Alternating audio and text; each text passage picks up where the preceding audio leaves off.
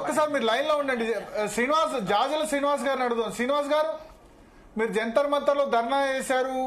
ఇప్పుడు మిమ్మల్ని మీరు ఒక్కళ్ళే కాంగ్రెస్ పార్టీ తరఫున అవుట్ రైట్ గా కాంగ్రెస్ పార్టీ ఇస్తుంది, రేవంత్ రెడ్డి ఇస్తుంది, ఖచ్చితంగా ఇది అవుతుందని నమ్మకంగా చెప్పింది. మరి ఇప్పుడు ఎట్లా ఇవాళ హైకోర్టు కొట్టేసిన తర్వాత ఏంది పరిష్కారం? ఇప్పుడు జంతర్ మంతర్ దగ్గర ధర్నా చేసినప్పుడు ఒక కాంగ్రెస్ పార్టీ రాలే, చిరంజీవి సార్ కూడా వచ్చిండు. దేశంలో ఉన్నటువంటి చిరంజీవి సార్ రెండోసారి రానట్టున్నారు, మొదటిసారి వచ్చారు కానీ రెండోసారి రాలే కదా. 42 మంది పార్లమెంట్ సభ్యులు, 18 రాజకీయ పార్టీలు వచ్చారు. ఒకటి. రెండోది, నేను శ్రీనివాస్ ఓకే, మీరు చేసినందుకు వచ్చిన, నేను తర్వాత రాలే, అది ఒకటే క్లారిటీ. ఫస్ట్ టైం వచ్చాను, మీ కొరకు వచ్చాను నేను ఆ రోజు. ఓకే. ఇప్పుడు రేవంత్ రెడ్డి గారా ఇక్కడ ఇంకోరా అనేది ఇక్కడ ఒక పరిష్కారం కాదు. ఇక్కడ అంటే రిజర్వేషన్లు ఇవ్వడానికి ఈ వ్యవస్థే బీసీలకు వ్యతిరేకంగా ఉందనేది ఇలా హైకోర్టు ఇచ్చినటువంటి స్టేని బట్టి తెలుస్తుంది. ఇవాళ ఇందిరాసాని కేసు ఎప్పుడుది? 1992. కృష్ణమూర్తి కేసు ఎప్పుడు? 2010. అదేవిధంగా మహారాష్ట్ర కేసు ఎప్పుడు? అది 2021. అంటే అవి కులగణన జరగక ముందు బ్రిటిష్ వాళ్ళు చేసినటువంటి కులగణన ఆధారంగా మాత్రమే ఆ రిజర్వేషన్ల యొక్క ఉద్దేశంతో ఆ తీర్పులు తెచ్చినాయి. ఆ తీర్పులలో కూడా విద్యా ఉద్యోగాల మాత్రమే ఇందిరాసాని కేసులో, కృష్ణమూర్తి కేసులో వచ్చింది. ఇది రాజకీయాలతో సంబంధం లేదు, రాజకీయాలతో అసలు దానికి ఆ జడ్జిమెంట్ కు దీనికి సంబంధం లేదు. ఇక్కడ వచ్చిన ప్రశ్నలు ఏంటంటే, ఇవాళ తెలంగాణలో కులగణన జరిగింది, ఎంపారికల్ డేటా ఉన్నది. సరే, అది మా విఠల్ గారు చెప్పినట్టు అది 1% తగ్గిందా, 2% తగ్గిందా, ఇంత పెద్ద వ్యవస్థలో చేసినప్పుడు 1-2% అటు ఇటు తగ్గుతుంది, చిన్న లోపాలు ఉండడం సహజం. కానీ మొత్తంగా చూస్తే 99% ఇవాళ ఒక ఎంపారికల్ డేటా వచ్చింది. 56.36% బీసీలు అనేది ఒక తేల్చింది. ఈ తేల్చిన తర్వాత ఇందులో డెడికేటెడ్ కమిషన్ 42% బీసీలు రాజకీయంగా వెనుకబడతనం ఉందని చెప్పి డెడికేటెడ్ కమిషన్ తేల్చింది. ఈ అన్నింటిని కూడా అసలు హైకోర్టు పరిగణలోకి తీసుకోలేదు.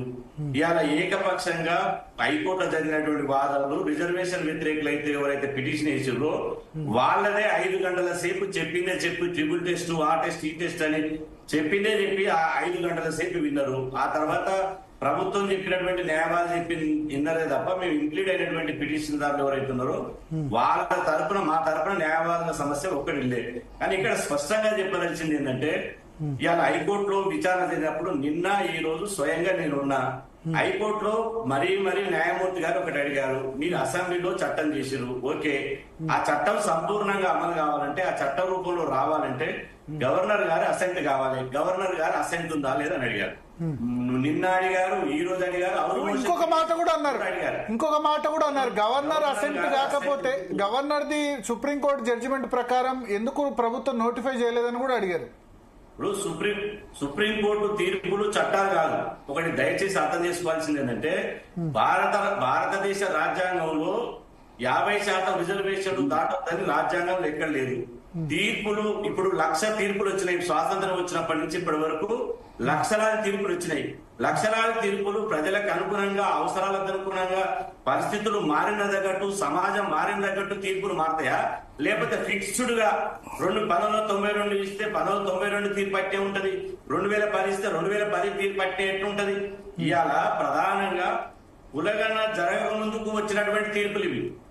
బ్రిటిష్ ప్రభుత్వం, నేను మళ్ళీ చెప్తున్నా, ఇంతకుముందు బ్రిటిష్ ప్రభుత్వం 1931 తీసినటువంటి కులగణన, ఆ తర్వాత మండల్ కమిషన్ చెప్పినటువంటి సూచాగా 52% బీసీలు ఉంటారని చెప్పిన లెక్కలే తప్ప ప్రభుత్వాల దగ్గర, భారతదేశం కానీ ఇటు రాష్ట్రాల దగ్గర కానీ ఎలాంటి కులగణన డేటా లేదు. కులగణన చేసిన వాడు లేడు. కులగణన కోసమే మేము పెద్ద యుద్ధమే చేయవలసి వచ్చింది. కులగణన జరగాలి. మరి కులగణన రిజర్వేషన్లు పెంచినప్పుడు కులగణన ఎందుకు జరిగినట్టు? రిజర్వేషన్లు పెంచినప్పుడు ఈ ప్రక్రియ డెడికేషన్ కమిషన్ ఎందుకు? రిజర్వేషన్ పెంచినప్పుడు అసెంబ్లీలో చట్టాలు ఎందుకు? కేబినెట్ లో తీర్మానం ఎందుకు? ఇదంతా ప్రక్రియ అంతా జరిగిన తర్వాత పంచాయతీరాజ్ యాక్ట్ 285 ఏదైతే కేసీఆర్ గారి గత ప్రభుత్వంలో ఒక చట్టం తీసుకొచ్చిండో ఆ చట్టాన్ని సవరిస్తూ మళ్ళీ 50% తీసుకొచ్చిండు.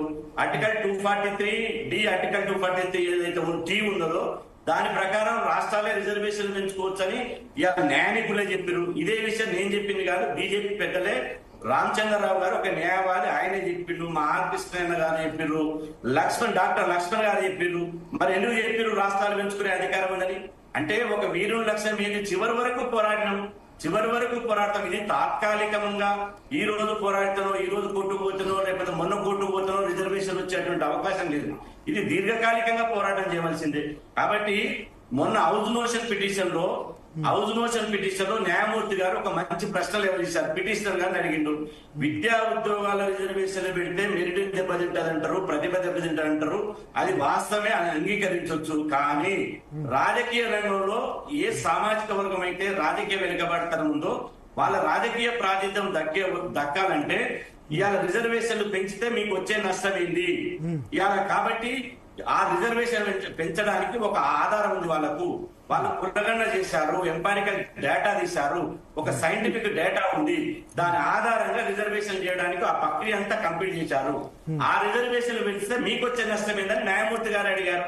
కాబట్టి ఇవన్నీ ఏమి పరిగణలోకి తీసుకోకుండా ఎంతసేపు కులగణన కంటే ముందు ఉన్నటువంటి జడ్జిమెంట్లు ఏవైతున్నాయో ఆ జడ్జిమెంటే చెప్తున్నారు తప్ప ఆ జడ్జిమెంట్లు పక్కన పెట్టి కొత్తగా ఇప్పుడు వచ్చినటువంటి మారుతున్న పరిణామాలు ఏంటి, సమాజం ఏంటి, ఇప్పుడు జనాభా ఎట్టుంది, ఇలా జనాభా ఎంత ఉంది, ప్రభుత్వమే తెలంగాణ ప్రభుత్వం సరే 2% 3% తగ్గించి చెప్పింది. మేము వాస్తవంగా 60% ఉంటే 56.36% అని చెప్పింది. మరి 56.36% అని భారతదేశంలో స్వాతంత్రం వచ్చినాక ఫస్ట్ తెలంగాణ ప్రభుత్వం చెప్పింది కదా. మీ జనాభా బీసీల జనాభా 56.36%. ఒకసారి శ్రీనివాస్ గారికి అవకాశం ఇద్దాం. పరిగణ తీసుకో అంటే బీసీల వాదనని సూర్యపల్లి శ్రీనివాస్ గారికి ఒక్కసారి అవకాశం ఇద్దాం. చాలా